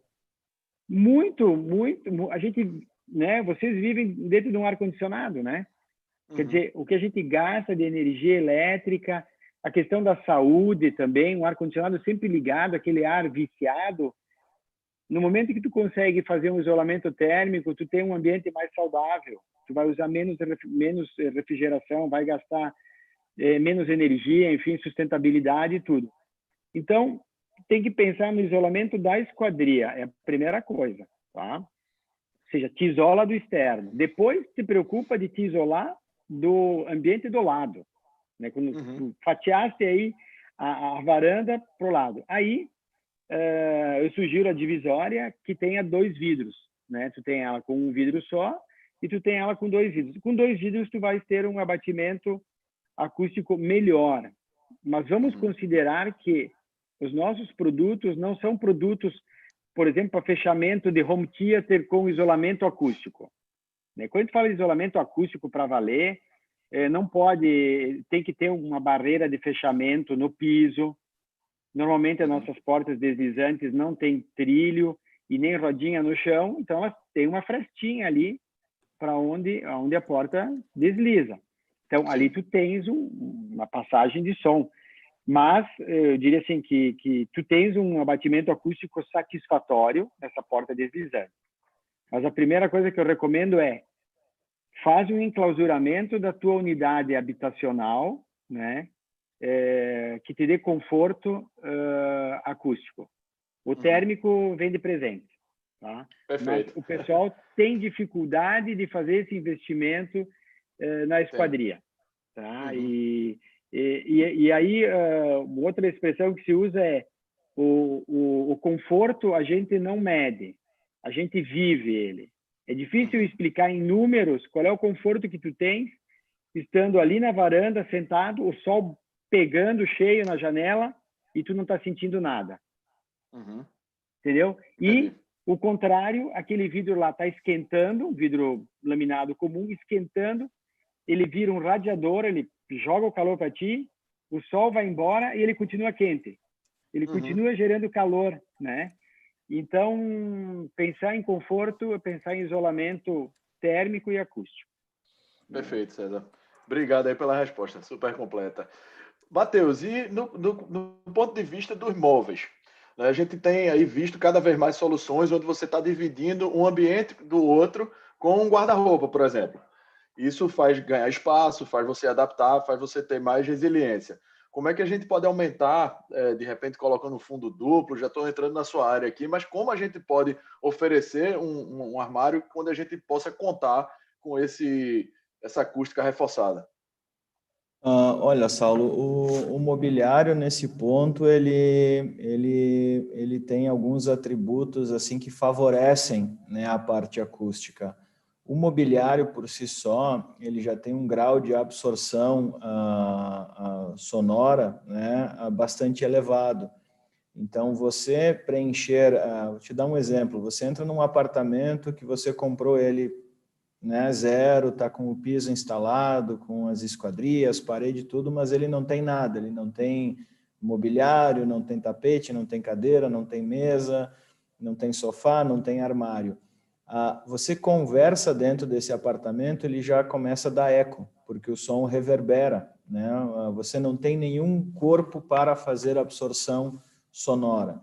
Então, o mobiliário por si só, ele já consegue fazer a absorção e dar mais conforto, né, para os apartamentos e casas, para as residências.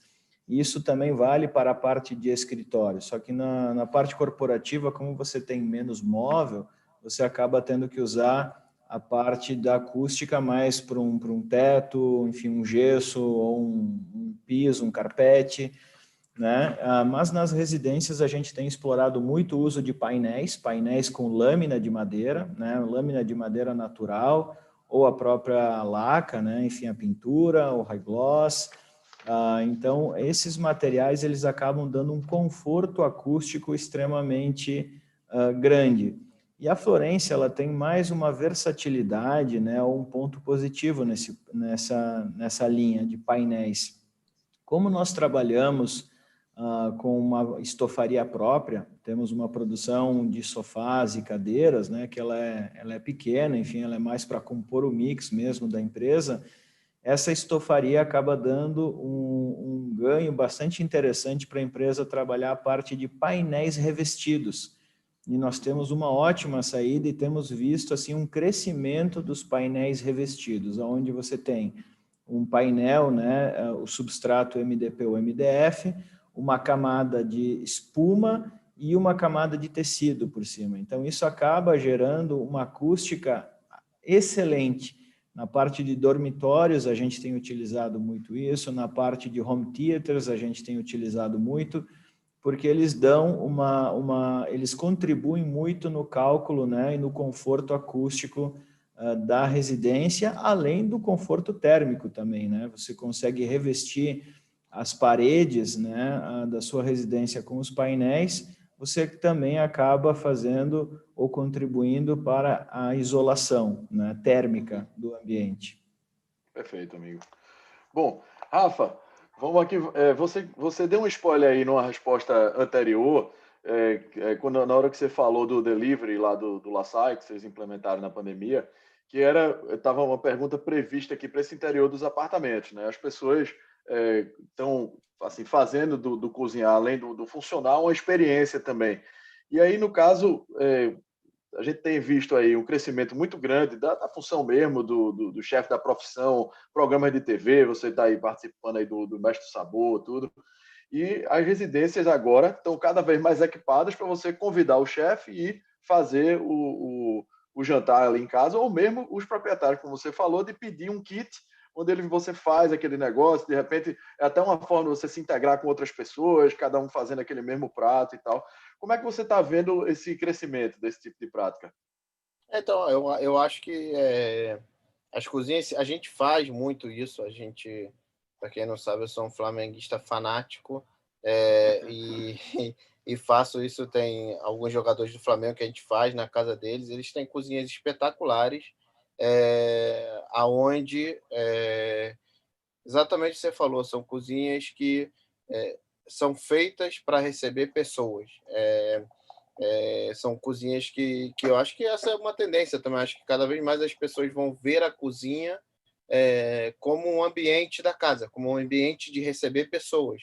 Não só aquela cozinha, não sei quem falou, não lembro agora se foi o César, se foi o Matheus, que é aquela cozinha atrás e tal, de apoio e tal. Acho que a cozinha cada vez mais vai ser parte integrante da sala, enfim, do living mesmo das pessoas. Acho que isso, e ainda mais agora com as pessoas cozinhando nessa pandemia, elas se deram conta que é legal cozinhar, que é legal estar ali, que é legal dividir e tal.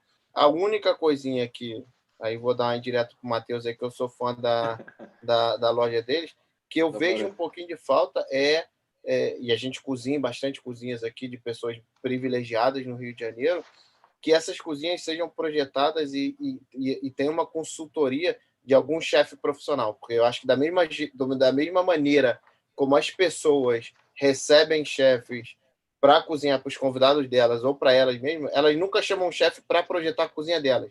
Então, de vez em quando a gente chega em cozinhas já astronômicas, lindas, você fala, mas quem desenhou essa cozinha? Como é que não tem isso?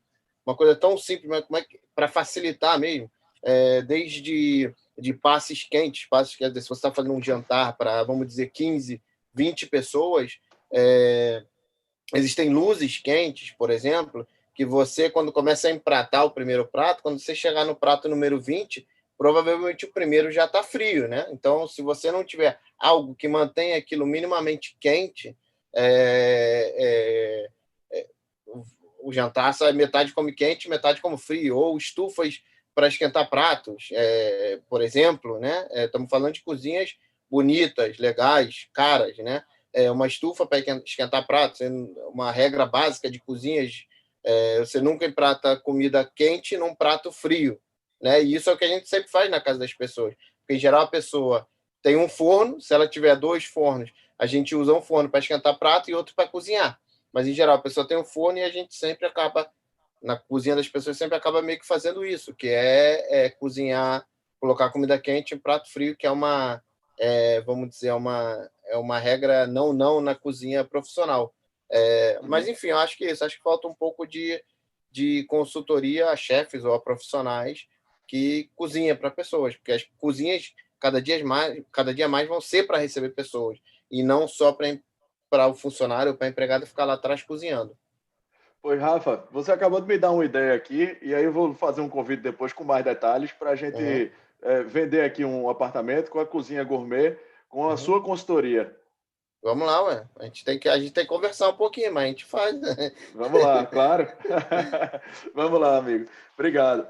Bom, para a gente finalizar aqui, eu queria perguntar para o César se tem alguma preocupação adicional, César, trazida pela pandemia para os materiais que revestem as superfícies, né? E a praticidade para higienizá-los.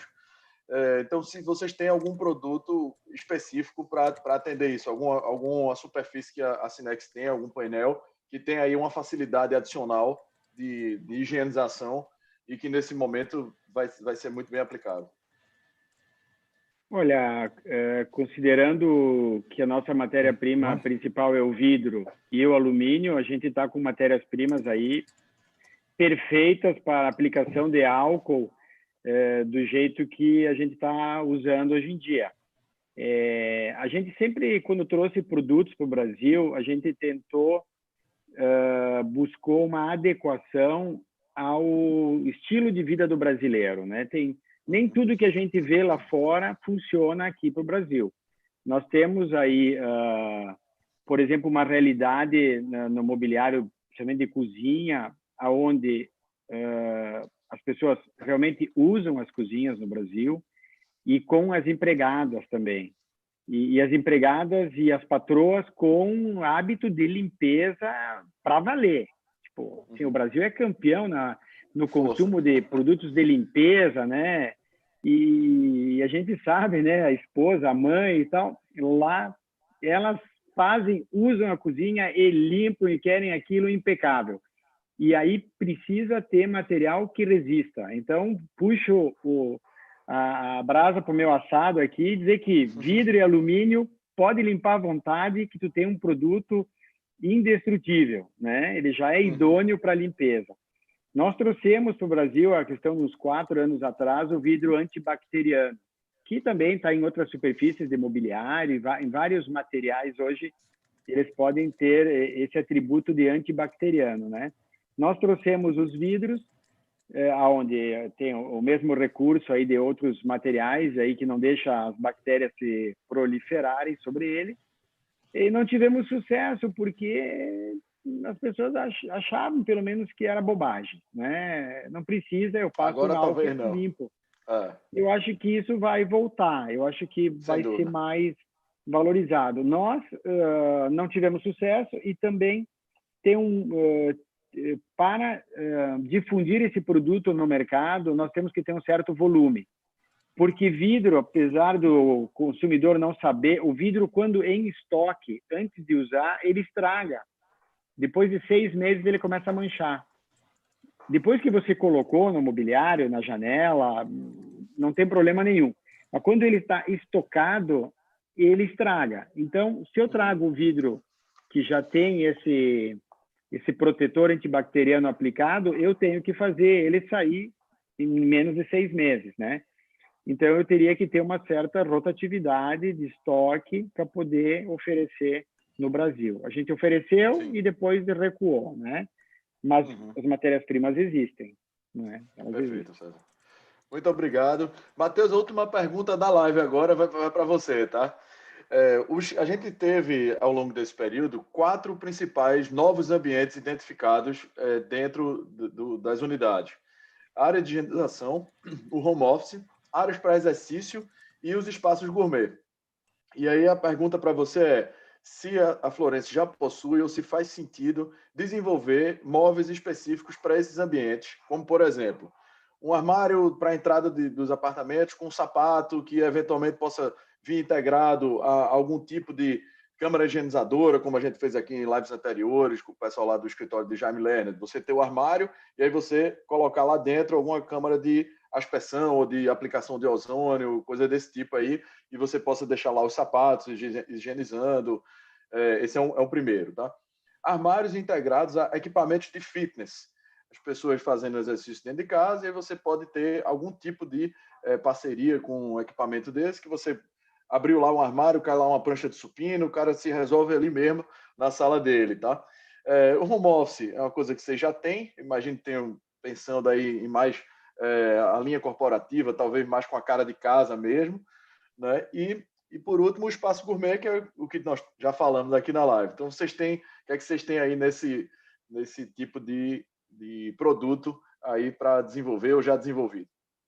Perfeito, Saulo. Não, eu acho que esses são 4 itens que tu citou, 4 áreas que tu citou, que começam a ser muito procuradas pelos clientes, né? A cozinha gourmet, eu diria que está caindo de maduro já, não é nova, eu acho que é uma tendência já de muitos anos, né? A gente brincava, né? A cozinha do homem, né? A cozinha que o homem gosta de pilotar e fazer seu churrasco, sua, enfim, cozinha de panela, enfim, utilizar e receber os amigos. Então, a cozinha tem ganhado mais destaque ainda, e aí eu concordo com o chefe Rafael, que muitas dessas cozinhas, elas acabam não tendo os equipamentos todos necessários para você fazer um jantar para mais pessoas, né? São cozinhas informais, que você cozinha aí para amigos, 5, 6 pessoas, e você se resolve bem.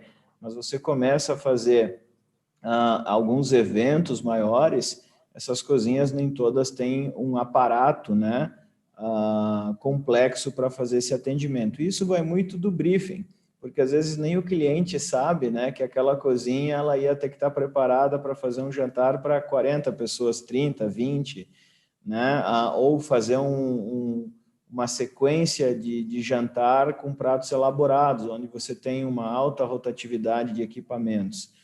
Então, acho que a cozinha gourmet ela é uma área assim muito clara da tendência, porque não é só mais cozinhar, é receber, né? Você não está só cozinhando, você está recebendo para tomar um drink, para fazer um happy hour. Às vezes não tem nem cocção, às vezes você faz lá um queijo, um prosciutto, né? Umas sementes, enfim, uma espumante.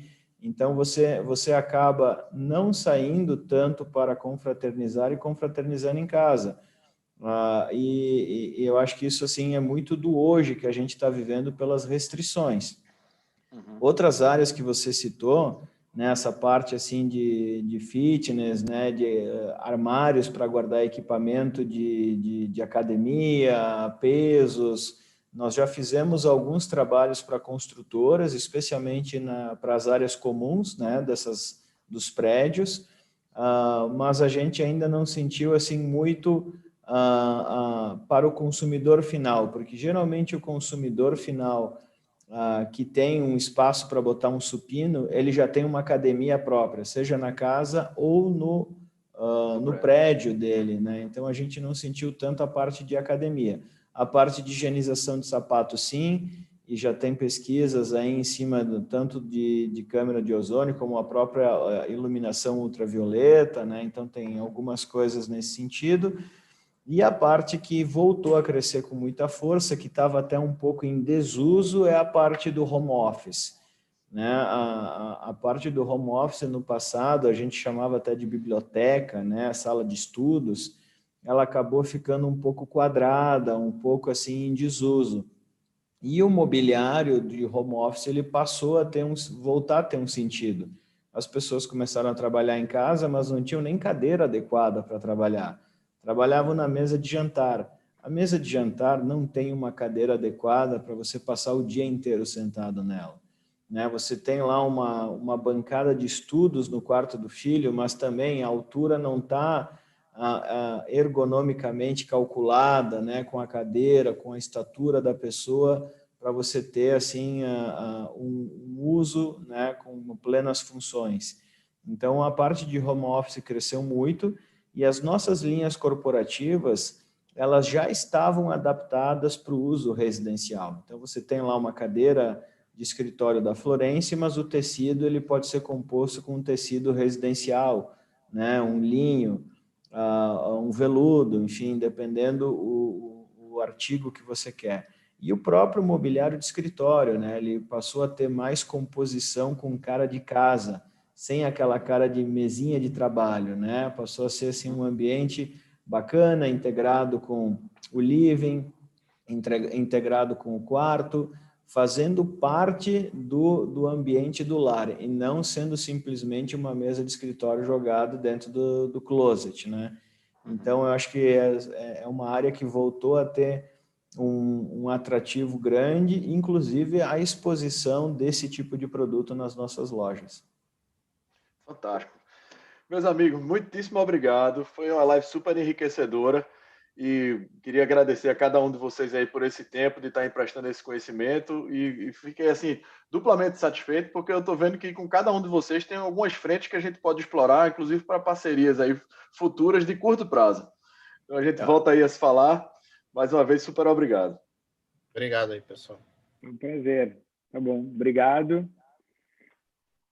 Obrigado, Saulo. César, aqui a gente já é vizinho, se conhece, mas vamos marcar esse próximo encontro lá no Rio para fazer um movimento lá no Lazai, né, Rafael? Já que os gringos estão indo, se puder ser uns gringos italianos, a gente conta aí. Tá marcado, tá marcado. Boa ideia. Muito aí, bom. Matheus. Muito bom. Tá bom. Tá marcado, Muito bom. pessoal. Um abraço aí para todo mundo. Bom. Um abração.